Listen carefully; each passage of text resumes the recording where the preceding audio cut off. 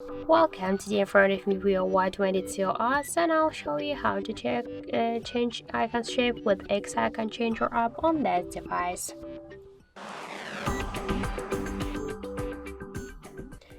So first you should open the Play Store, and then in the search pool here enter the X icon changer. Now we should get this application, that's why tap to install and wait a couple of seconds. After that, we should open the application.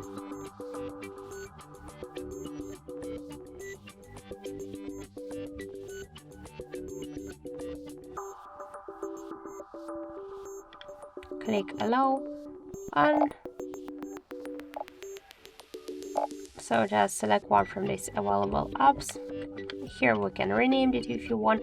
Also we can see here the library with different icons, so you can use this icons, or also you can use photo from your device gallery or to take a picture right now in camera app. For example, I'll go with this one. Click to OK in the right upper corner. Now we should just skip the video, and after that click add to automatically. We can go to desktop directly or to change the next icon by the same way. So let's check, and we can see here our new phone icon and the regular one. So that's it. Thank you for watching, and if you find this video helpful, don't forget to leave a like, comment and to subscribe our channel.